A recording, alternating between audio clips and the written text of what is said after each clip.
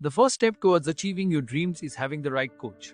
Get the best education with forensic classes by Diksha and make your NET forensic exam dreams come true. Download the app now. Before starting today's class, a quick reminder that we have an application. Application की link आपको description में मिल जाएगी, वहां से आप इसे download कर सकते हैं. आप प्ले स्टोर से भी इसे डाउनलोड कर सकते हैं एंड ऐप स्टोर से भी इसे डाउनलोड कर सकते हैं. जैसे आप एप्लीकेशन डाउनलोड करेंगे आपको लॉगिन करना होगा. लॉगिन करने के बाद आप स्टोर पर क्लिक कर सकते हैं. स्टोर में आपको कोर्स लिस्ट मिलेगी. इस कोर्स लिस्ट में से आप अपना डिजायर्ड कोर्स सेलेक्ट कर सकते हैं एंड एनरोल कर सकते हैं. फॉर एग्जाम्पल, अगर मैं फोरेंसिक साइंस नेट की प्रिपरेशन कर रही हूँ तो मैं फोरेंसिक साइंस नेट का कोर्स सेलेक्ट करूंगी.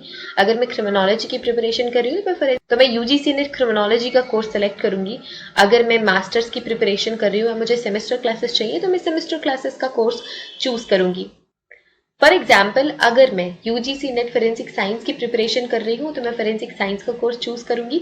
अगर मैं क्रिमिनोलॉजी की प्रिपरेशन कर रही हूँ तो मैं क्रिमिनोलॉजी का कोर्स चूज करूंगी.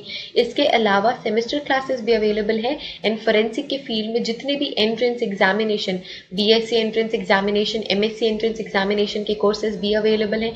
इसके अलावा साइंटिफिक ऑफिसर, साइंटिफिक असिस्टेंट के कोर्सेज भी अवेलेबल हैं. तो आप अगर किसी भी एंट्रेंस एग्जामिनेशन, किसी भी कॉम्पिटिटिव एग्जामिनेशन की प्रिपरेशन कर रहे हैं फोरेंसिक साइंस या क्रिमिनोलॉजी के फील्ड से, तो वो सारी की सारी क्लासेस आपको सिर्फ और सिर्फ मिलेंगी हमारे एप्लीकेशन पे. तो हमारा एप्लीकेशन डाउनलोड आप कर सकते हैं. Get to download our application and start your preparation with us. So basically we have two types of courses in our application, video lecture course and study material course. So video lecture course में आपको सारी की सारी चीजें मिलती हैं. Video lectures, PDF, study material, mock test, previous year question paper, everything. Study material course में आपको सिर्फ और सिर्फ study material, previous year question papers और मॉक टेस्ट मिलते हैं. वीडियो लेक्चर्स उसमें इंक्लूडेड नहीं होते हैं. So that's the basic difference between video lecture course and study material course. So it's clear now. You can join these classes according to your preparation and start preparing with us. Hello everyone, welcome to our YouTube channel. In आज की video में हम पढ़ रहे हैं important structural features of DNA. So मैंने DNA already बताया है. डीएनए का फुल फॉर्म क्या है? Deoxyribonucleic acid. और ये क्या है? Genetic material. Genetic material. So ये जेनेटिक मटेरियल भी. अब जेनेटिक मटेरियल क्या करते हैं? जो जेनेटिक मटेरियल होता है एक जनरेशन से दूसरे जनरेशन इंफॉर्मेशन पास करता है. तो जो इन्फॉर्मेशन एक जनरेशन से दूसरे जनरेशन, दूसरे जनरेशन से तीसरे जनरेशन जाती है वो डीएनए की मदद से ही जाती है, जेनेटिक मटेरियल की मदद से ही जाती है. ठीक है. सो हमने बेसिक सारी चीजें पढ़ ली थी कि डीएनए का एलिमेंटल कंपोजिशन क्या होता है. एलिमेंटल कंपोजिशन मतलब कैसे डीएनए बना है. तो हमने बोला था कि जो डीएनए है वो न्यूक्लियोटाइड से मिलकर बनता है. सिंगल यूनिट है न्यूक्लियोटाइड. अब जो एक न्यूक्लियोटाइड है उसमें 3 कंपोनेंट होते हैं. पहला था फॉस्फेट ग्रुप, फिर था शुगर बैकबोन या फिर शुगर आप कह सकते हो, that is ribose, deoxy ribose sugar. Pentose sugar होती है ये. एंड इसके बाद हमने लिखे थे बेस पेयर्स. तो ये सारी चीजें मिलकर न्यूक्लियोटाइड बनाती हैं. एक के बाद एक न्यूक्लियोटाइड एक दूसरे से ऐड होते चले जाते हैं एंड देन फिर डीएनए का फॉर्मेशन करते हैं. तो डीएनए ऐसी दिखती है. ठीक है. हम हमेशा डबल हेलिकल स्ट्रक्चर पढ़ते हैं डीएनए का. ये डबल हेलिकल स्ट्रक्चर है. मतलब एक पॉलीपेप्टाइड चेन की जो चेन है वो इस साइड से आएगी, दूसरी इस साइड से आएगी. यानी एक दूसरे में इस तरीके से कॉइल्ड होते हैं. एंड इसके बीच में जो हाइड्रोजन बॉन्ड्स होते हैं वो प्यूरिन्स एंड पायरिमिडीन्स को, जो आपके बेस पेयर्स है, उनको ज्वाइन करके रखते हैं. तो ये ट्विस्टेड लैडर जैसा स्ट्रक्चर आपको दिखता है. ठीक है. कभी आपने लैडर देखी होगी, वुडन लैडर देखी होगी, मेटल की लैडर देखी होगी. जब हम उसे ट्विस्ट कर देंगे तो फिर आपको डीएनए जैसा स्ट्रक्चर देखने को मिलेगा. सो डीएनए को इसी वजह से हम ट्विस्टेड लैडर कहते हैं. एंड मैंने ये भी बताया था कि एंटी पैरेलल होते हैं. ठीक है. 5' एंड 3' एंड एक दूसरे के सामने होते हैं. 5' एंड पे फॉस्फेट होता है एंड यहाँ पे होते हैं हाइड्रोक्सिल ग्रुप. ठीक है. सेम ऐसे ही 3' 5' जो नीचे की साइड में, वहां से भी ऐसे ही आपको एंड्स देखने को मिलते हैं. ठीक है. तो ये सारी बेसिक चीजें हमने कवर कर ली थी. आज हम सिर्फ और सिर्फ कुछ पॉइंट्स पे सारा का सारा जितना भी स्ट्रक्चरल फीचर है, जितने भी स्ट्रक्चरल इंपॉर्टेंट पॉइंट्स है, कुछ पॉइंट्स में कंप्लीट करने वाले हैं. तो आज हम जितने भी इंपॉर्टेंट इंफॉर्मेशन है रिलेटेड टू डीएनए, तो आज हम जितने भी इंपॉर्टेंट पॉइंट्स है डीएनए से रिलेटेड समराइज कर लेंगे कुछ पॉइंट्स में. ठीक है. So let's start today's class. Okay. So जो डीएनए है कुछ पॉइंट्स में, जैसे कि मैंने बोला, आप हमेशा पॉइंट्स बना के पढ़ोगे तो वो आपको हमेशा बेनिफिट देगा, क्योंकि ऐसे में आप इजी वे में याद रख पाएंगे. जब आप अपने पेपर में इस तरीके से लिखेंगे तो जो टीचर है उसे भी बहुत ही ज्यादा हेल्प हो जाएगी कि वो समझ पाए कि आपने लिखा क्या है एग्जैक्टली. इसलिए ही सभी टीचर्स बच्चों को कहते हैं कि पॉइंट्स में लिखो, पैराग्राफ चेंज कर करके लिखो। तो सेम सजेशन मैं भी आप सभी को दूंगी। इसी वजह से आज हमने पॉइंटर्स बनाए हुए हैं, इन पॉइंट्स के थ्रू ही हम इस टॉपिक को कवर करने वाले हैं। ओके, सो डीएनए है, DNA exist as a double helix in which the two polynucleotide chains are coiled about one another in a spiral with the diameter of 20 angstrom. So ये जो spiral है, ठीक है, ये आपकी पॉलीन्यूक्लियोटाइड चेन है, दूसरी पॉलीन्यूक्लियोटाइड चेन है, अभी एक दूसरे में कॉइल्ड होती है ना। सो ये देखो, ये कॉइल्ड यहाँ पे 3' 5' है, और ये जो आपको कलरफुल बाइंडिंग दिख रही है, जो कलरफुल दिख रहे हैं, कलरफुल मार्क्स दिख रहे हैं, ये क्या है? ये आपकी adenine, guanine, thymine and cytosine है। तो ये इंपॉर्टेंट प्यूरेंस एंड पायरिमिडीन्स डीएनए में होते हैं। AGTC, ए हमेशा टी के साथ पेयर करता है, जी हमेशा सी के साथ पेयर करता है, ये हमेशा हमें याद रखना है, ठीक है।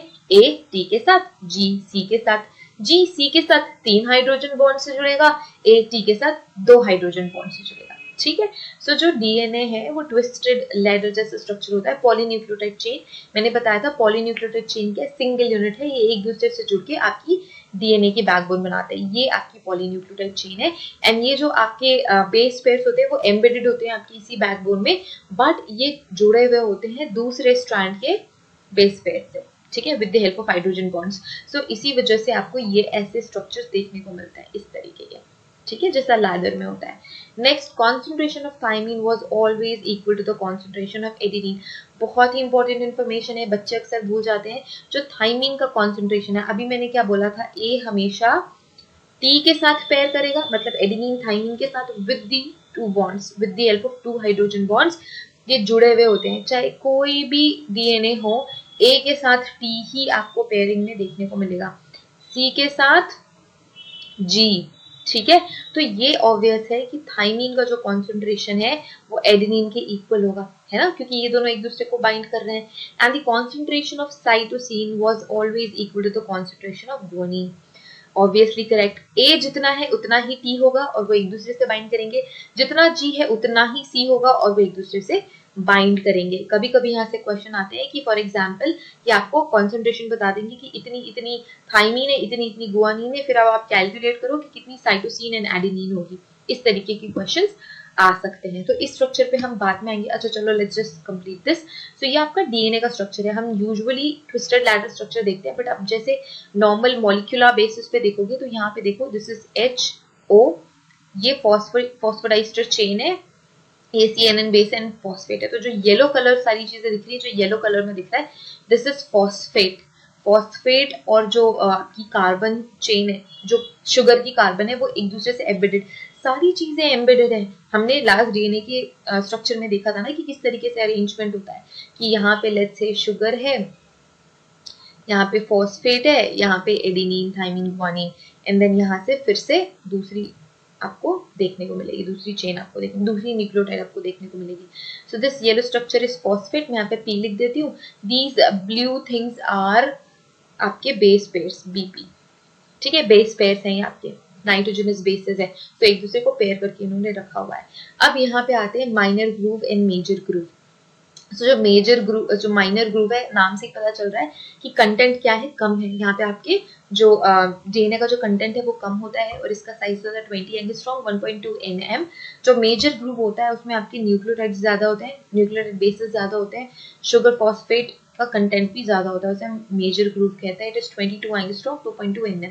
सो इस तरीके से इनका अरेंजमेंट आपको देखने को मिलेगा, ठीक है। हम आगे आने लेक्चर में ये भी देखेंगे कि जो डीएनए है वो कैसे बाइंडेड होता है, डीएनए क्या है, क्रोमोसोम क्या है, ये सारी चीजें हम एक एक करके पढ़ेंगे। So this is sugar phosphate backbone, और ये क्या है, ये हाइड्रोजन बॉन्ड्स है, और ये आपके नाइट्रोजनस बेसेस है। तो ये सारी चीजें हमने ऑलरेडी पढ़ ली है। नेक्स्ट पॉइंट क्या है, each polynucleotide chain consists of a sequence of nucleotides which is linked together with phosphodiester bond joining adjacent deoxyribose moieties, ठीक है। सो मैंने क्या बोला, जो पॉलीन्यूक्लियोटाइड चेन है, तो nucleotide plus nucleotide plus nucleotide plus nucleotide, इस तरीके से ये जॉइंट रहते हैं। मैं सारा कंप्लीट नहीं लिख रही हूँ। NNN stands for nucleotide nucleotide nucleotide. जब बहुत सारे न्यूक्लियोटाइड आ गए तो आप इसे पॉलीन्यूक्लियोटाइड कहते हो, है ना। मोनोडाई में तो आप समझ जाते हो कि एक पॉलीन्यूक्लियोटाइड है, या डाई तो दो पॉलीन्यूक्लियोटाइड है। जब बहुत सारे मल्टीपल्स पॉलीन्यूक्लियोटाइड एक दूसरे को ज्वाइन करते हैं तब उसे कहते हैं पॉलीन्यूक्लियोटाइड। जो पॉलीन्यूक्लियोटाइड चेन है कैसे जुड़े हुए होते हैं, फॉस्फोडाइस्टर बॉन्ड से जुड़े हुए होते हैं। ये जो बॉन्ड्स हैं ये सारे के सारे आप कह सकते हो कि फॉस्फोडाइस्टर बॉन्ड है जो एक न्यूक्लियोटाइड को दूसरे न्यूक्लियोटाइड से जोड़ेगा, ठीक है। So the two polynucleotide strands are held together in a helical configuration by hydrogen bonding. So ये एक हमारी क्या हो गई, एक ये वाली पॉलीन्यूक्लियोटाइड चेन हो गई। दूसरी पॉलीन्यूक्लियोटाइड चेन हम दूसरे कलर से बना लेते हैं, ये आपकी दूसरी पॉलीन्यूक्लियोटाइड चेन हो गई। So जो एक दूसरे से कैसे जुड़े हुए रहेंगे, पॉलीन्यूक्लियोटाइड चेन्स जो हैं, जो पॉलीन्यूक्लियोटाइड बैकबोन्स हैं, वो हाइड्रोजन बॉन्ड से इस तरीके से, ये हाइड्रोजन बॉन्ड्स है जो कि प्यूरेंस एंड पायरिमिडीन्स में कनेक्शन दिखा रही है। सो इसकी वजह से इस कॉन्फ़िगरेशन में आपको देखने को मिलेगी, ठीक है। The two polynucleotide chains generally exist in a perpendicular to the axis of the molecule like spiral staircase. So spiral staircase twisted staircase की तरह दिख रहा है, इन इसका जो एक्सिस है ये अपने एक्सिस से परपेंडिकुलर है। So इसी वजह से हम डीएनए इसी तरीके से ड्रॉ भी करते हैं। Clear?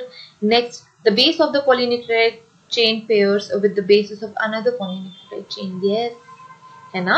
So ये वाली जो पॉलीन्यूक्लियोटाइड चेन है, इस वाली पॉलीन्यूक्लियोटाइड का जो बेस है वो इस वाली पॉलीन्यूक्लियोटाइड चेन से जुड़ा हुआ होगा with the help of hydrogen bond. These pairing always consist of one purine and one pyrimidine. मैंने ये भी बोला था हमेशा प्यूरिन्स पायरिमिडीन से कनेक्ट होंगे, कभी भी प्यूरिन्स प्यूरिन्स नहीं जुड़ेंगे, पायरिमिडीन्स पायरिमिडीन्स नहीं जुड़ेंगे। These pairing always consist of one purine and one pyrimidine. In a strict sense, the base pairing is fixed to their specific bases. मैंने क्या बोला, ये बहुत स्ट्रिक्ट है, एक टी के साथ जी सी के साथ, ये कभी भी इधर उधर नहीं जाएंगे, हमेशा ए टी के साथ जी सी के साथ। The form of pairing of bases adenine thymine form 2 hydrogen bonds and guanine cytosine form 3 hydrogen bonds. ये तो हमने देख लिया। The two polynucleotide strands of the DNA is complementary to each other. अब complementary अगर मैं कहती हूँ तो complementary क्या, let's say ये आपका एक strand है, ठीक है, ये एक DNA का strand है, ये दूसरा DNA का strand है। Fine, अब यहाँ पे हमको क्या बनाना है, bases. So अगर यहाँ पे A है, यहाँ पे क्या है, T है, यहाँ पे A T T, ठीक है, ये तो मैंने बना दिया। अब ये कौन से वाले स्ट्रैंड पे मैंने बनाया, ब्लैक वाले स्ट्रैंड पे बनाया, ठीक है, ये फर्स्ट स्ट्रैंड है। सो ये कॉम्प्लीमेंट्री होते हैं। कॉम्प्लीमेंट्री मतलब क्या, जिसके हमें पता है ए के साथ दो बॉन्ड से टी ही होगा। अब यहाँ पे टी है तो दो बॉन्ड्स बनेंगे ए के साथ, दो बॉन्ड्स बनेंगे टी के साथ, फिर से दो बॉन्ड्स बनेंगे टी के साथ। यहाँ पे टी है तो ए, यहाँ पे टी है तो ए। लेट्स से अगर यहाँ पे जी है, ठीक है, यहाँ पे भी सी है, तो कॉम्प्लीमेंट्री मतलब क्या, हमें तो ऑलरेडी पता ही है कि सी है तो इसके साथ तीन बेस पेयर्स बनेंगे जी, एंड जी है तो तीन बॉन्ड्स बनेंगे सी के साथ। तो ये कॉम्प्लीमेंट्री, अगर आपको एक स्ट्रैंड के भी जो नाइट्रोजन बेसिस है उनकी इंफॉर्मेशन है तो आप दूसरे स्ट्रैंड में ऑटोमेटिकली वो फिल कर सकते हो और वो एक्यूरेट भी होगा। That's why these are complementary, ठीक है। एक भी साइड की इंफॉर्मेशन अगर आपको है तो आप दूसरी साइड की इंफॉर्मेशन अपने आप ही ऑब्वियसली क्रिएट कर सकते हो। The base pairs of DNA are stacked 3.4 angstrom apart from the 10 base pairs per turn. So हर एक टर्न पे जो इनके जो बेस पेयर्स होते हैं वो कैसे स्टैक्ड होते हैं, 3.4 एंगस्ट्रॉम के अरेंजमेंट में स्टैक्ड रहते हैं, एक दूसरे के ऊपर बैठे हुए होते हैं। The sugar phosphate backbone of the two polynucleotide chain of DNA have opposite chemical polarity. Opposite chemical polarity क्यों, इसी वजह से ये एंटी पैरेलल होते हैं। सो अगर ये 3:5 है तो ये 5:3 होगा। मैंने एक दूसरे को कॉइल नहीं किया है अभी, बट ये इस तरीके के अरेंजमेंट में ही रहने वाले, because they are antiparallel, ठीक है। सो ये जो है शुगर फॉस्फेट बैकबोन है, क्योंकि इसमें शुगर भी है, फॉस्फेट भी है एंड बेसिस भी एम्बेडेड है, जो कि इधर वाले बेसिस से कनेक्टेड होने वाले हैं। सो आप शुगर फॉस्फेट बैकबोन कहते हो, और इनकी जो पोलैरिटी होती है वो एक दूसरे के अपोजिट होती है, ठीक है। अपोजिट मतलब 3:5:5:3 इस तरीके से, इसी वजह से ये एंटी पैरेलल होते हैं, इसी वजह से ट्विस्टेड स्ट्रक्चर भी हमें देखने को मिलता है। The stability of DNA double helix is due to the large number of hydrogen bond. अब ये stable कैसे है? It is because of the hydrogen bond between the base pairs due to hydrophobic bonding or stacked forces between the stacked base pairs. So सबसे important चीज क्या है? Hydrogen bonding की वजह से इनका स्ट्रक्चर स्टेबल है एंड इसके साथ ही एक दूसरे से बाइंड कैसे हो रहे हैं, बॉन्डिंग कैसे हो रही है? हाइड्रोफोबिक बॉन्डिंग हो रही है. हाइड्रोफोबिक मतलब हाइड्रोजन से phobia, they do not like that. So जो दूसरे एंड होते हैं वो next to the next polynucleotide connect करते चले जाते हैं यानी हमारी चेन बन जाती है. The structure of DNA molecule changes as a function of their environment. अब जो DNA है, जो DNA molecule है, वो change हो जाता है as depend on the environment.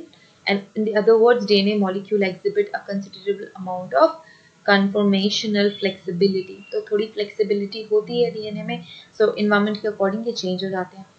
अब